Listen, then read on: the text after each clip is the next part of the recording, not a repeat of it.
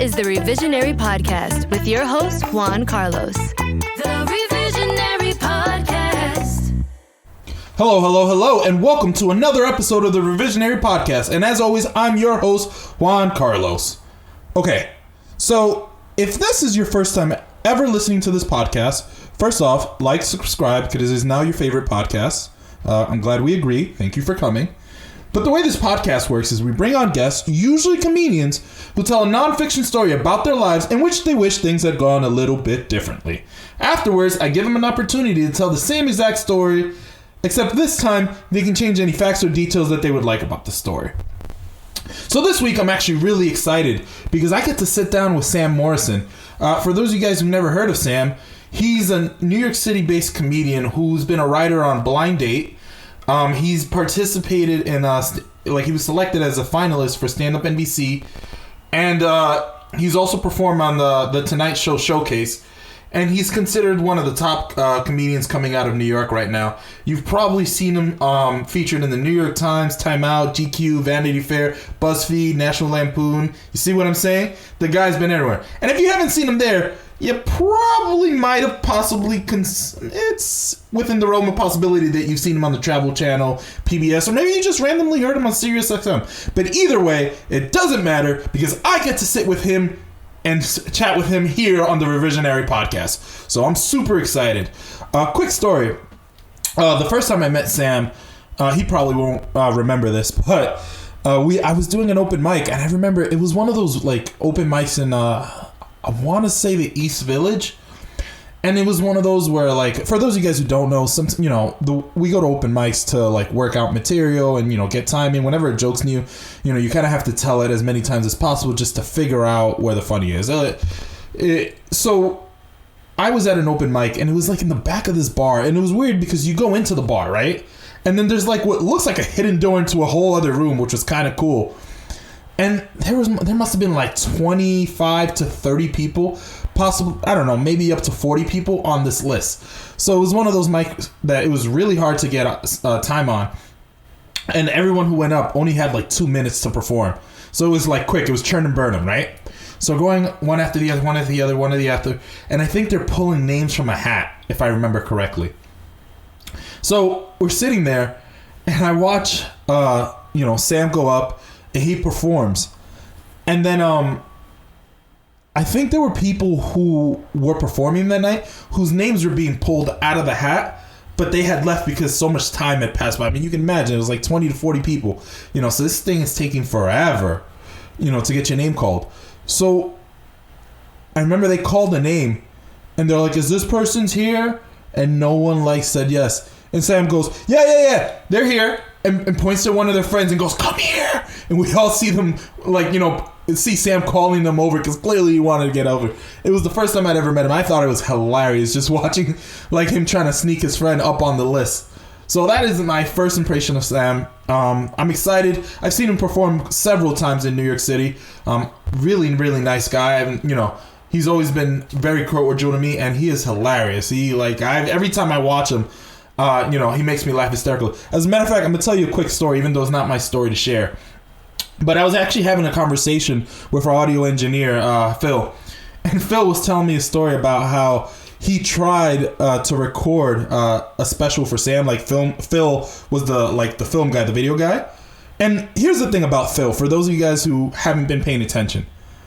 Phil is around comedy all the time. His wife is hilarious. You know what I mean? After a while, you kind of get desensitized to the comedy. You spend enough time around comedians, when something's funny, you go, ha, that's funny. And that's kind of the extent of it. Yes, sometimes I laugh, but, generally it's that, ha, that's funny.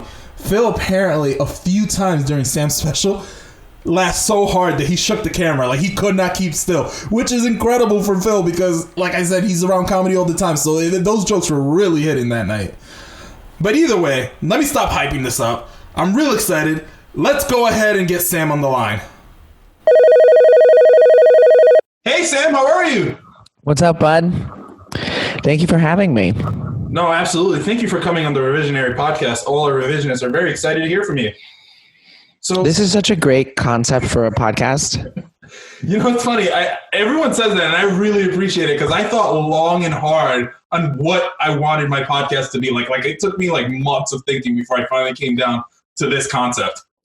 Well, good job. It really is. So, what have you been up to? Just last Saturday, I did.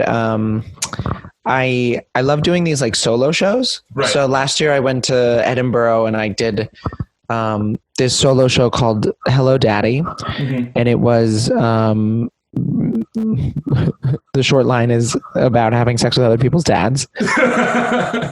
But it was like, you know, it was a little bit more theater and it was a little more narrative. And my next one, I just put it up on its feet for the first time. It's called Founding Daddies. And it's sort of a historical piece, and it's me. I'm very frustrated that there's no like gay history before Stonewall. It was very difficult to find, and it's nowhere in curriculums. And so it was really me trying to find that history, and then writing about how gay Abraham Lincoln is. Can I be honest with you? I'm actually very embarrassed having this conversation with you right now that I don't even know what Stonewall is. So I feel like I have to go Google that afterwards. Stonewall is what a lot of people think is the beginning of the gay rights movement. It was, you know, do you know the bar Stonewall Inn? It's in the West Village. Yes. Yeah, there was the riots there in the 1960s. And that basically kicked off the gay rights movement. I'm confident there's a better summary of that event. Of course. That is the cursory definition of it. See, that's what I'm saying. I didn't even know that was a thing. So clearly curriculums need to be reshaped so that right. Know about these things. Yeah. That's wild to me. Okay. Wow. So what else have you been up to? Have you been working on anything creatively? Well, besides those, I mean. Right. Yeah, that's just really logical work. It's just. Well, I mean, it makes sense to me. They should be, you guys are all equal people. Yeah, exactly. Right. There's a lot of math in the show, surprisingly. I'm kind of always writing a new pilot. I love writing pilots. I am, doing stand-up. I host Thrift Shop, which is a weekly stand-up show every Friday at Now and Then in the backyard while we still can, while we're outside. Yeah, I'm doing other stuff probably that I can't think of right now. No, I get it. You probably have a million things going on at any given moment. Are you, and you also come from a theater background, right? Yeah. I majored in theater in college, which I almost chose as shouldn't have done that. What were your favorite shows that you were a part of? I was a theater kid too, but not in college. Oh, it makes so much sense. Does it? It does, except for not knowing what Stonewall is, but otherwise it does. So when I was in, so a lot of the plays that I put on were like that I was in were like, the one mainstream one that I was in was Pippin, but otherwise I was in these weird, because Cornell was very much about like pedagogical new kinds of theater. Right. So I was in a play called The Trestle at Poplick Creek, which I loved. I was in a play called On the Verge. I was in, of course, this like weird adaptation of a Charlie Chaplin film called In the Middle of the Night, which was all physical comedy. I did that my freshman year. That was really cool. Okay. I didn't realize how cool it was until I think later in my life. I don't know. I think I really liked being in The Trestle at Poplick Creek because I got to be this. Oh, I was also in The Complete Works of William Shakespeare Abridged. Do you know that? No. Oh my God, such a fun play. You do every Shakespeare play right in like an hour. And of course you like can't do that. They just make fun of every Shakespeare play, but it's just really well written, just satire. It's like if SNL did all of the Shakespeare plays in like an hour. That's amazing. Yeah, it's like a cast of 5 people, and that was the most fun I think I've had doing theater. I think I might just go ahead and get that script and find a local park and get 5 of my closest friends, and we're just going to make this happen. Yeah, you should. It's so much fun. And it's so funny too. Yeah. Wow, that's great. By the way, I didn't know you went to Cornell. My little brother is graduating from Cornell this year, so go. No way. Go Big Red. Yeah. So there's no way I know him. I graduated in 2017. Okay. But if he's graduating now, I was a senior when he was a freshman, probably then. Yeah. Very proud of him. Although now that I'm looking at you, he wears the same style of glasses as yours, so maybe it's just a Cornell thing. That's just the Ivy League look. I know you guys can't see on audio, but I have Ted Bundy glasses. People keep telling me that I'm like gay Ted Bundy, and I'm like, no, he was gay. I'm just Ted Bundy. That's amazing. Why don't we go ahead and get into it? Sam, the stage is yours. Go ahead and tell us your story. Great. I'm so excited because I haven't told this story before and I haven't planned it out at all. So Perfect. It's going to be pure impulse. Okay. So I guess maybe sometime last year, my good friend Isabel Hagen asked me to open for her. She's doing this very cool combination because she is a very talented musician who went to Juilliard, but is also a very talented stand-up comedian and is professional in both of those worlds. That's not fair. It's not fair. It's not. It's insane. I don't know if there's anyone else like that. It's like so unique and so cool. That's the thing I wish I did differently. Is I just wish that I was Isabel. Done. All right. Yeah, done. So she like finally brought the two together in just a night at the Crane Theater, but it was, I think it was her doing it was like 45 minutes and all of her friends and family were there and it was packed out and she asked me to open for her and I was like, oh my God, of course. I'd love to. And then, so the day of, I think I'm coming from work.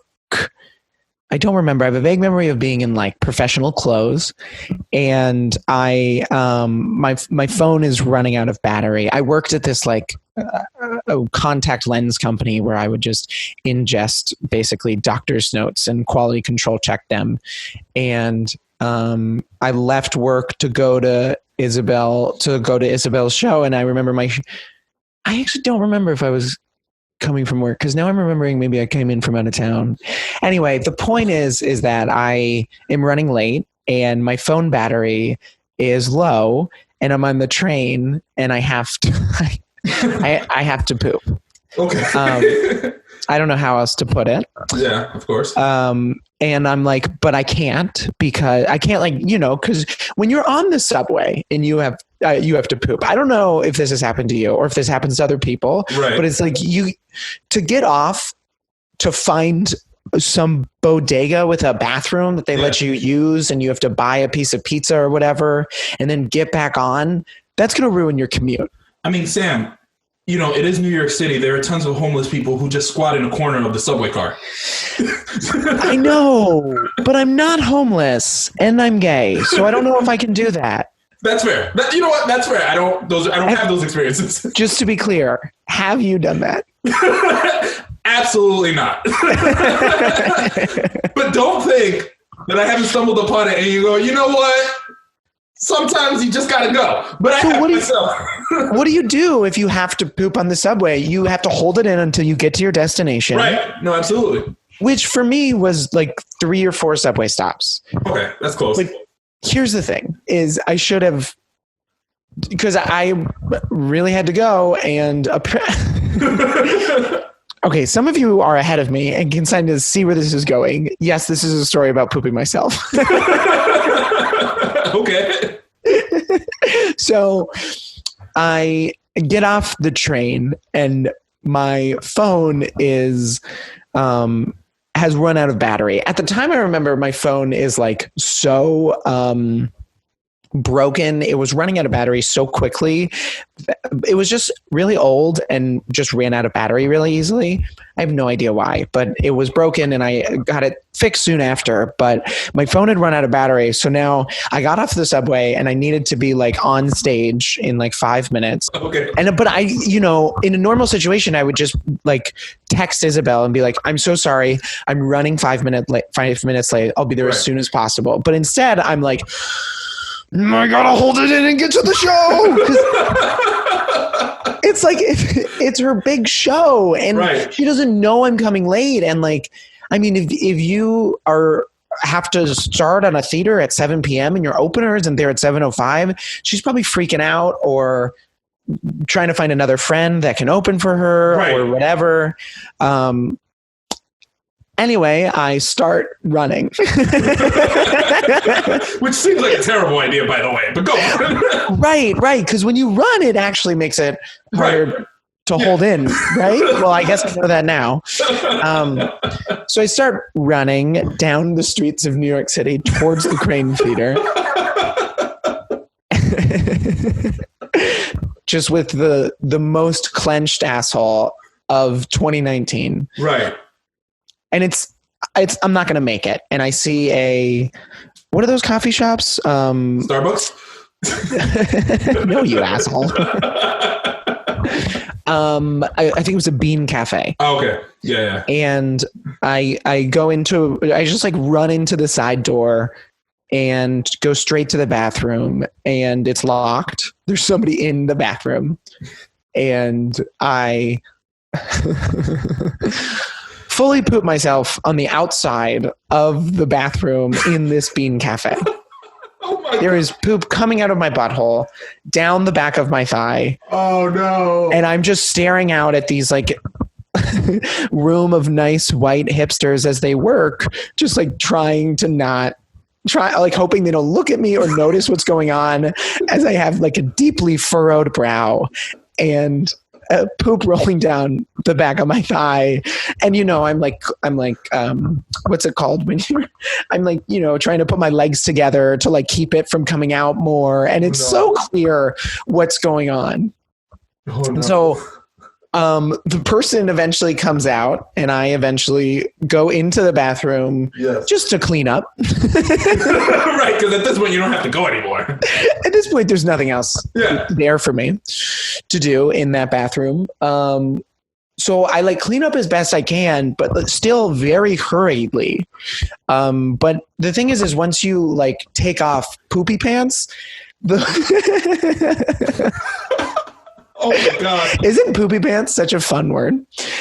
Once you take them off, you don't realize how much worse it is to put them back onto your body after you've cleaned up. You know? Yeah, if you poop yourself in pants and walk around with the poop in the pants, somehow that's better than pooping yourself, cleaning your butthole off, and then Sorry, am I being too vivid? No. Look, details are key here. But here's what I'm trying to figure out. How tight were your pants? Because it's a whole different scenario if it's like loose and it can fall out versus a tight seal. Great question. I don't remember, but there was not like poop falling out. Okay. I think yeah, that's right. I was probably wearing skinny jeans. I mostly wear skinny jeans, and so the pant was probably smushing the poop against the butt enough that it would not fall down and was sort of pancaking, if you will. Right. So I am in the bathroom and I am like, what am I going to do? I refuse to put these poopy pants back on, but I do. I'm like, okay, here's my plan. And I Google for like a clothing store nearby and I find that there's a Buffalo Exchange like 3 blocks away. Okay. And I'm like, okay, I can do this. And at this point it's like, 7:10 p.m. And so I put the poopy pants back on and I run to Buffalo Exchange, which now I've got, now it's like, it's middle of summer, right? It's like now I'm running in New York City again with poop just drying on my thigh. You're probably all sweaty too. Oh man, that's gross. Oh, and I'm all sweaty. It's the grossest thing you could imagine. And I make it to Buffalo Exchange and I just grab 2 pants. Right. Or no, I grab 1 pair of pants and just doesn't matter which and go to the changing room. And they like don't fit at all. So I have to. Hold on. How are you trying on pants with like smeared poop all over your thighs? Yeah, we're going to move past that. So. Oh my God. Okay. Deeply unethical. Well, here's the thing though, is I planned on buying whatever I was trying on. I was not going to start trying on pants for fit, you know? Right. So I try these pants on and they don't fit. Like I can't even get them on. And so I have to once again put the poopy pants back on to go back out into Buffalo Exchange to find another pair of pants. I find another pair of pants, go back there, put those pants on, they fit. And then I go to check out and they're like, we have to get the thing off of these pants before you can leave. The security tag. Right. And it's like very awkward to get the security tag off the pants. They're like, we need you to go back and change out of them so that we can get the security tag off. And I was just like, no, I will not.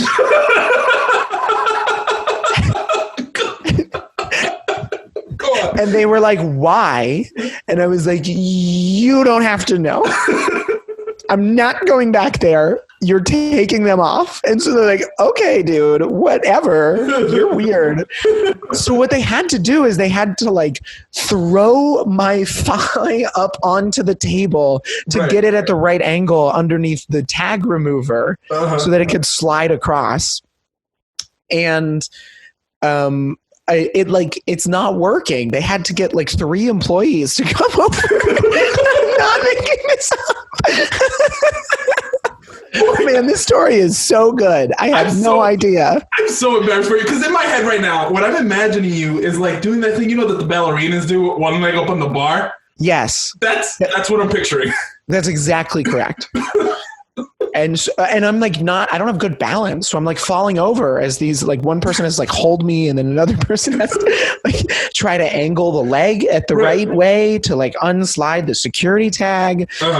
Finally, they get the security tag off and I'm just like, here's $40. Goodbye. And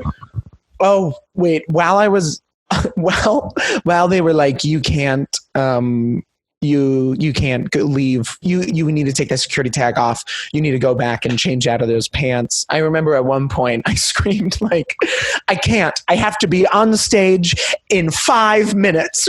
It's just so funny to me. It's so pretentious. I love it. Just the most NYU theater fag thing you can do. Just like, excuse me, I have to be on stage in 5 minutes. How dare you? Remove this security tag at once. Right. And so in full sweats in my new pair of jeans that, by the way, don't fit at all. Like, were way too big. But I had a belt, so I like put them around my belt. I look ridiculous. I run into the Crane Theater. Right. And so I run into backstage and I see Isabel just as calmly as possible sitting there. And I'm like, I'm so sorry I'm late. And she's like, oh no, it's fine. We haven't started yet. And I'm just like, and I'm coming in like full anxiety. Yeah. She's so calm and wasn't worried about anything, or at least was pretending to not be worried about anything. Right. And I go on stage and I have like a fine set with mind you, a backpack of poop pants in the back. Why? Why did you throw them out? Yeah, no, great question. Great question. I did when I got back, but I, for some reason, didn't want to throw these pants away because I guess they're my favorite skinny jeans. I don't know. I wasn't thinking. Okay, so I have another question for you, Sam. This story is so not over. No, I'm glad. Good. I'm glad this isn't over, but hold on, quick recess for this.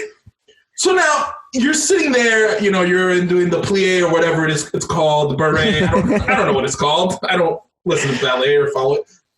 How are people not smelling you right now? I don't know. I have no idea. Maybe they did. Okay. I have no idea. Okay. I mean, I tried. Yeah, I don't know. I mean, because The poop pants were in a plastic bag in my backpack. Right. And I had supposedly cleaned myself off in this bean cafe. Right. As well as you could. As well as I could. And I had these new pair of jeans on. So hopefully, I don't know. I bet they did. I mean, luckily there weren't many people in the Buffalo Exchange, if any. Right. Yeah, so the show actually went fine. I mean, like, considering everything, I had a fine set. Right. And I got off stage, and then I'm seeing this guy who is now like my boyfriend, and we've been together for like 2.5 years now. And thank you. And but at the time, we hadn't been together for that long. Mm-hmm. We had been together for a not long enough time to bring a backpack of shitty pants back to his place. Because I was going back over to his place. I had the backpack and I almost forgot because it went well. And I was watching Isabel's set and I was so enamored by her performance, and her thing was going so well with her whole family. And like, I met a lot of different people, and then we went back to my boyfriend's place. And I like forgot that I had this, and I just had to tell him that I had this like bag. And I mean, he was I think understanding and empathetic of the situation. I mean, now I would literally poop on his face, like I don't care. Right. But at that point, I think it was a little weird. Of course. And I guess that's the end of the story. Is that a story? I mean, it is certainly a story. It's wild. I mean, it has a beginning, a middle, and end, right? It does. It has a climax, which is you like eagle spread on stage. Oh man, this isn't public, is it? What do you mean? Like, are people listening right now? No, this is never going to be released, right? Oh yeah, no, clearly, just maybe 600 to 700 of my closest fans, and might hear this, but that's it, just a small amount. Good, yeah. So wow, hold on. Okay, let's recollect here. Yeah, please. So I guess a lot of my questions are really related around the smell, because this is where I'm concerned, because I'm trying to figure out how you wipe yourself well enough for people not to smell. So there's you removing the tag. Then there's like, you're talking about how you're networking with me. How are you networking and like possibly smelly? Like, how's that going? Okay, great question. And I want you to keep in mind that this is one of the lowest moments of my life. Fair enough. I do not stand by anything happened that night, and it is deeply embarrassing. Fair. With that being said, these are fantastic questions. I don't really know. I know that once I got like as many steps as I could, I was trying to contain the situation. So when I got to the crane, before I went on stage, just given multiple wipes down to make sure there was no extra poop in the butthole hairs and such. Right. And making sure that I wash my hands thoroughly. And once I sort of was able to quarantine the actual poop pants into a backpack, the clutch thing was it was in a plastic bag that I like tied around. So maybe that was able to contain the smell. Right. And the other thing is maybe I just have like such good hygiene that my poops don't smell, and I'm just a little angel. Yeah, that is very possible. I'm also going to float out the theory that you maybe just have really good friends who were kind enough to just ignore it. Oh, definitely. Yeah. I'm sure. I was not networking, to be very clear. Okay. I mean, I was avoiding as many social interactions as I possibly could. I guess I did watch Isabel show, but I was also backstage, if I remember correctly. Mm-hmm. And no, maybe I wasn't. I don't know. But I basically, like, it was it was her show, and I watched it, and then I got out of there kind of as soon as I could without being rude. Obviously, nobody knew what was going on, and I did tell Isabel about this later, and she was like, I had no idea. That's good. Which is a testament to the smell. Right. Because, if I come back to a green room smelling, I think the first thing you would do is be like, Sam, you smell. Look, Sam, I've hung around enough comedians in green rooms that sometimes I know that's just how comedians smell. So I kind of That's right. That's right. I was just trying to be more of like a real New York stand-up comedian. Got it. Going for the whole experience. No, I get it. Yes. So let's go ahead and... Oh my God. Any more questions, or are we all clear? No, we're very clear on the smell here. So let's go ahead and go back into this, Sam, and go ahead and retell us your story with your new changes. Okay, so I just tell it like I am telling it for the first time. Yeah, absolutely. Let's do it. Great. So I'm coming from my work, which, by the way, I am a writer for Marvelous Miss Maisel. Ah, I did not know that. That's amazing. I love that show. Oh no, I'm lying. No, I'm playing along. Oh, okay, good. You're a very good actor.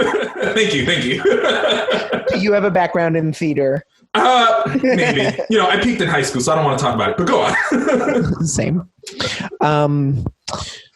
Yeah, writer for Marvelous Miss Maisel. And then I went on to my open for my friend Isabel, and all her friends and family were going to be there at this big show where she was combining her music and her comedy.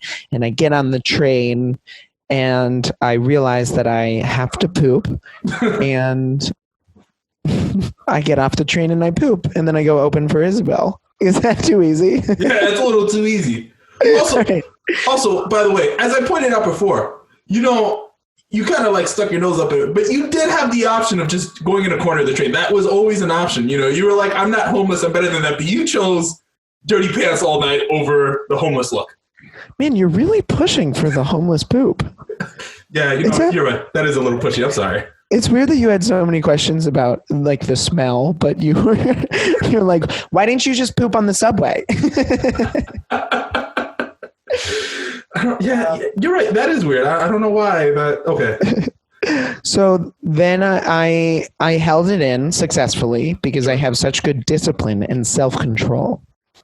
And then I got off the subway and my phone died, but I have one of those phone battery portable ones. Yeah. And I plugged my phone in, and it awoke. What is the correct word? My phone, and I believe the correct word is turned on. It enlivened my phone. Every sentence is a performance. And I texted Isabel and I said, I'm so sorry. I'm running a couple minutes late. And she said, oh my God, no problem. You're so hot and talented. Right. And I said, thank you. I'm also humble. And then I ran to Bean Cafe. You still go to a Bean Cafe. We haven't upgraded to a Starbucks here. Okay, go on. I go to a Bean Cafe, yeah. And I wait for my turn to use the bathroom. And I don't know, poop on one of the customers.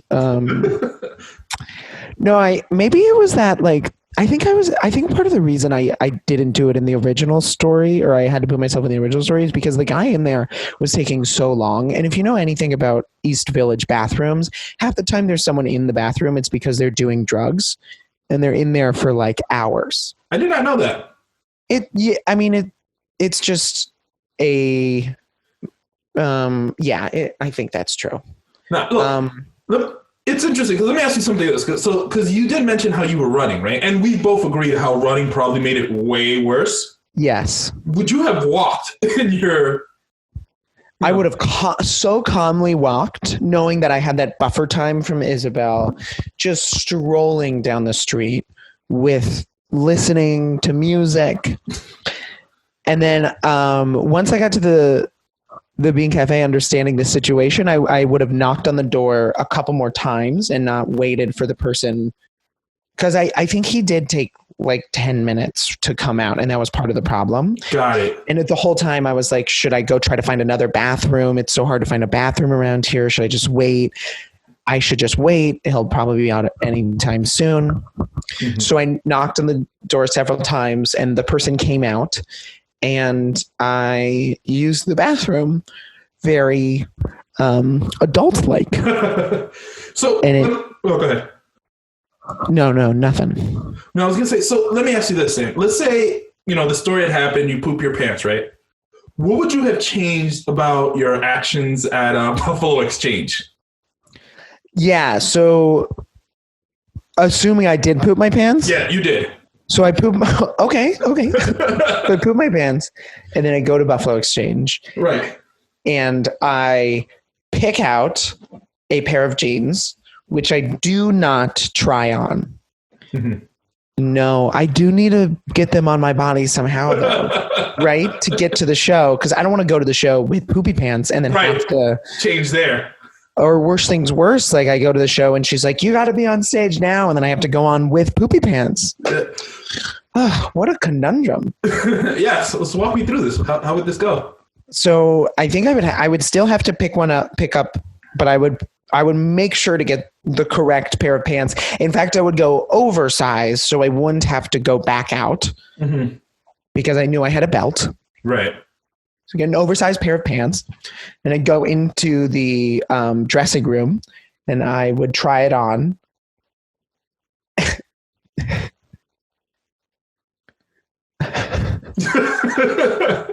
I would buy the pair of pants first, and then I would go into the dressing room and put them on, and then I would leave. So you might have walked out with like 4 different pairs of pants. You know that, right? No, I would make sure I got the correct one. Gotcha. Okay. Yeah. So, and then I would go and open for Isabel. And is there any world where you go through this but decide to save yourself the $40 in an effort to just get there sooner?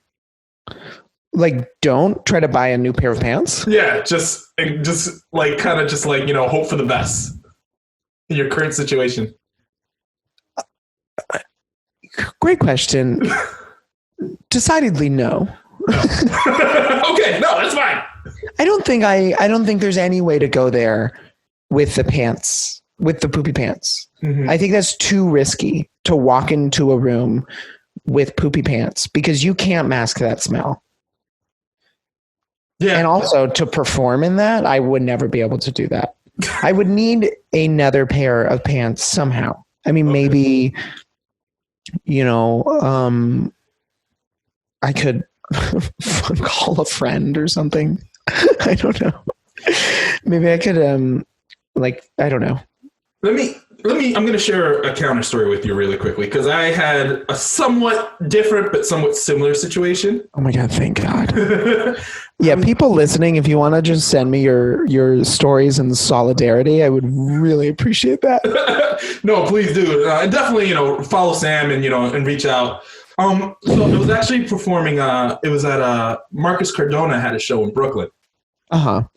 And I go to perform, everything's perfect. I drove because I, just drive all over New York City because I don't know, that's just my thing. Yeah. Find the perfect parking spot. Everything's going great.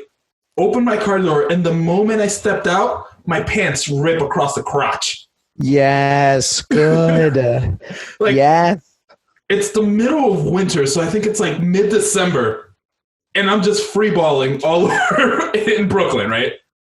Do you have underwear though? Yes, but I'm wearing those tight modelly underwear that you see on billboards. Mm-hmm. Yeah, so it was laundry day, so nothing's hidden. If you get what I'm saying, it's just really real tight. And much like you, I also ran into a Buffalo Exchange. Problem is, I'm rolling in with a very visible rip. There's nobody but like me and the woman working the counter. And it's this very awkward exchange where I'm just walking in like, look, I need pants. And she's trying very hard to keep her eyes above my shoulder line. You know what I mean? Yeah. I could not find pants, but I was also running late. The place where we were performing was literally right next door. So it wasn't like that big a deal, but I was, like 15 minutes late at this point. I hit traffic on the BQE. It happens. I'm going through different pants. Problem is, I'm a big guy. So Sam is over here talking about finding bigger pants. But what Sam considers bigger pants wouldn't fit one of my thighs. So my problem was I couldn't find pants that fit me, period. Yeah. Unless they were like pants from like the early 2000s, you know what I mean? Those ugly, like some Janko jeans. Kind of, actually. That was the kind. So I'm searching for a while. I could not find pants. Finally, no! In Buffalo Exchange, do they not have a wide selection of pants?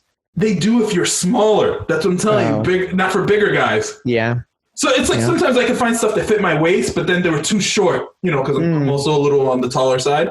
So I couldn't find anything that both covered my ankles and fit my waist. Mm-hmm. Finally, I find these like old like acid wash Zach Morris type pants. Yes. And I fit into, but they're super tight. Like the button looks like if I sneeze even a little bit, it's just shooting off. You know what I mean? It's like, it's like barely fitting. Like, I'm just like, it's one of those where like, I'm trying not to move too much because of the compromising situation I'm in. And did your friend say anything? Were they like, whoa, cool pants? I mean, look. No one said anything. Thankfully, right? It was dark. I want to point out that I made a mistake. This was like at a bar, and they sold like, it was some really cool bar, but they sold like Chinese food in the back. And I made the mistake of buying food. Boy, did I regret that, because it made the pants feel that much more tighter because I felt bloated when I'm on stage. And then I proceeded to go have one of the most epic bombs that I've had. Oh no! In New York City. With those pants on? With those pants on. It was like that pants energy. While on stage. Well, you just can't have like confidence in those kind of pants. No. Everyone's looking at your pants, or at least you have that insecurity in your mind. I mean, I think that was a huge part of it. It was just, there was a dog in the bar at the same time. I'm afraid of dogs. I was like, I don't know what's going on right now. This is just not okay. So yeah, that was my story. Not as bad, but similar. L'chaim, we are brothers. No, I guess so. Okay, so, but before I let you go, do you have any last words for our revisionaries? Last words? Yeah, in case they never hear from you ever again.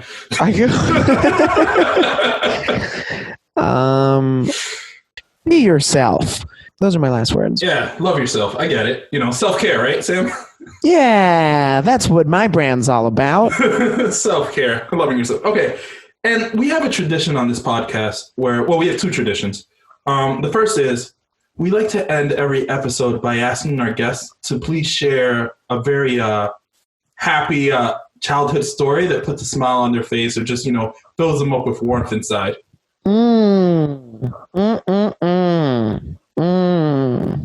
Delicious.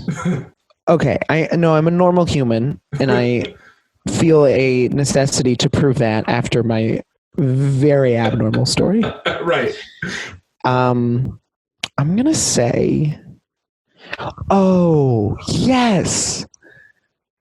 It's a little. It was after my parents got divorced, and my mom, who was very strict and never wanted us to do drugs or alcohol. With my sister and my brother, she took shots with us.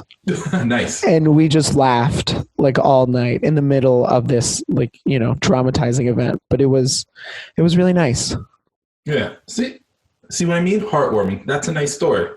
Yeah. See, I have emotions and somewhat normal experiences. No, absolutely. And lastly, we also have another tradition where we like to highlight and support some organization or charity. Do you have one for us that you'd like to talk about? Yeah, Critical Resistance. They are all about prison abolition. And I think that that's so important. I've sort of never believed in prisons, or at least the way that we think about them. And they really work to like normalize the idea that we don't need prisons, and that like our modern conception of prisons is not normal and is really bad and dangerous and ineffective and kind of pointless. They don't really do anything. So yeah, they do a lot of good. They do a lot of good, like information dissemination. They have a lot of good graphics, like introduce people to the idea of prison abolition. So go check them out. Perfect. Would you be willing to provide us with the link so I can put it down in the description? Yeah, for sure. All right, great. And lastly, Sam, where can we follow you? You can follow me on @SamuelH.Morrison on Instagram and Twitter. And if you go to my website and you live in New York City and you want to catch a show, you can go to my website and you can put your email in there. I have a newsletter where I send out like free or discounted tickets when I have a big show coming up, whether I'm like headlining or doing a new solo show or just like a big showcase. And if you guys mentioned to Sam that you heard of him on this podcast, he might pretend to remember that he knows what this podcast was. But we're going to move on. Yeah, I have already repressed this podcast. Understandably so. No, I mean, look, like I said, it happens to all of us. I feel like you can't live in New York City without having one of these stories, whether it is you throwing up all over yourself or you getting on the subway, having to use the bathroom, and you have an hour subway. It happens to everybody. It's like part of the experience. It really does. Thank you so much for coming on the podcast, Sam. And we want to say goodbye. Thank you. Thank you so much for having me. The Revisionary Podcast. So, about that. Honestly, I did not know what I was walking into this phone call, but that's just a very unfortunate event. My question is, like, I don't know how more people didn't pick up the scent or the whiff or, like, I don't know. So I find that to be, wow. Okay. Well, I want to say shout out to Sam and thank you for being vulnerable and sharing that story with us. I really appreciate it. And I want to thank you for, spending time with us on the Revisionary podcast. I'm sure our revisionaries enjoyed listening and hearing from you. And honestly, on that note, as I always say, revisionaries, thank you for listening. This is